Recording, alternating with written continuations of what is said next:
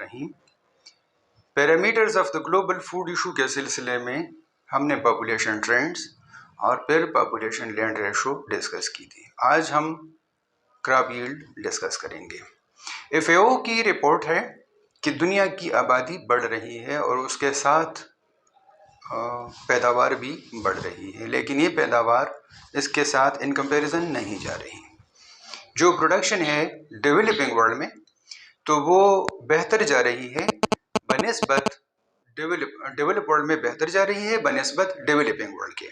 Developing world में ये पैदावार कम बढ़ रही है उसी निस्बत से जिस निस्बत से इनकी आबादी बढ़ती जा रही है।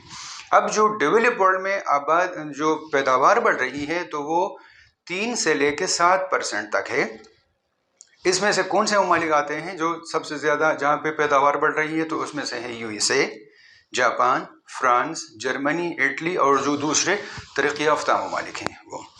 और जहाँ पे आबादी कम बढ़ रही है, जहाँ पे पैदावार कम बढ़ रही है तो वो तरक्की पजीर ममालिक हैं। उनमें से ट्यूनीसिया भी आ रही है, पाकिस्तान की मिसाल भी आप ले सकते हैं, इंडिया की ले सकते हैं, ब्राज़ील की ले सकते हैं, फ़िलीपींस की ले सकते हैं। दूसरे ऐसे ममालिक जहाँ पे आबादी की तो मकदार बढ़ रही है लेकिन प्रोडक्शन की मकदार कम बढ़ रही है क्योंकि पसमानदा ममालिक है।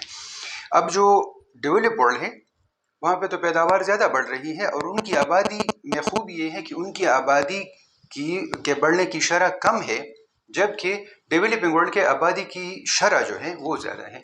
अब डेवलपिंग वर्ल्ड में आबादी जो इंक्रीज टोटल ओवरऑल हो रही है तो तकरीबन 75% इंक्रीज डेवलपिंग वर्ल्ड में हो रही है आबादी में, जबकि पैदावार में जो दुनियाई लिहाज से हो रही है वो है 25%।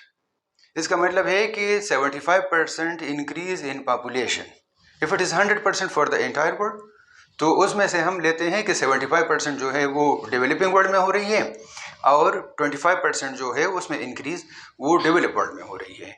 जबकि जो तरक्की पजीर ममालिक है उनमें से पैदावार में इजाफा जो है वो 25% है, जबकि तरक्की याफ्ता ममालिक में वो पैदावार में इजाफा 75% है। तो उनमें से बुनियादी वजह जो हो सकती है जो हमें देखने में नज़र आ रही है तो वो है कि उन्होंने नई टेक्नोलॉजी अडॉप्ट की है, हाइब्रिड वेराइटीज़ उन्होंने अडॉप्ट की हैं, फर्टिलाइज़र्स वो अप्लाई करते हैं, पेस्टिसाइड्स अप्लाई करते हैं, मॉडर्न फॉर्म मशीनरी जो है नई टेक्निक्स जो हैं वो अप्लाई कर रहे हैं। इरिगेशन के लिए उनके पास बेहतरीन निज़ाम मौजूद है और उसी हिसाब से वो उनकी पैदावार ज़्यादा और बेहतर अंदाज में बढ़ रही है। और सबसे बेहतर और अच्छी बात जो उसमें आ रही है वो है उनकी एजुकेशन की जो लिटरेसी की जो रेशो है वो, तो जहाँ पे लिटरेसी रेट ज़्यादा है वहाँ पे उनकी पैदावार बढ़ने में आसानी इसलिए है कि वो नई टेक्नोलॉजी को आसानी से अडॉप्ट कर लेते हैं। अगर हम इसको देखें तो हाई यील्ड जो आ रही है हमारे पास, ये जिन चीज़ों से आ रही हो तो हमने डिस्कस कर दी, लेकिन जो हाई यील्ड के ना आने की बुनियादी वजह है वो है गुर्बत। जो पसमानदा ममालिक है या जो तरक्की पजीर ममालिक हैं ये गरीब ममालिक हैं और इनमें से उसको अडॉप्ट करने की, उस पॉलिसी को अपनाने की और फिर उसको इस्तेमाल करने की, जो इसको इम्प्लीमेंट कर सके, उसके लिए इनके पास दरकार या मतलूबा वसाइल मौजूद नहीं है। और उन वसाइल के मौजूद ना होने की वजह से इनकी यील्ड या पैदावार जो है वो तरक्की याफ्ता ममालिक से काफ़ी कम आ रही हैं। तो इस सिलसिले में FAO ने जो अपनी रिपोर्ट दी थी वो कुछ इस तरह है।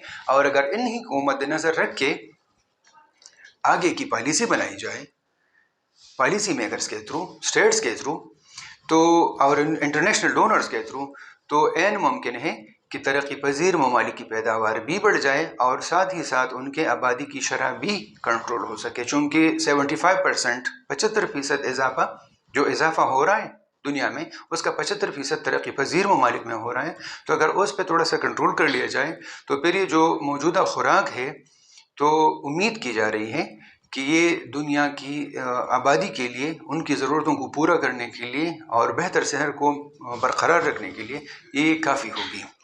इस लेक्चर के सिलसिले में अगर आपको कोई सवाल पूछना हो या कोई राय देनी हो तो आप काइंडली कमेंट्स में लिख दीजिए।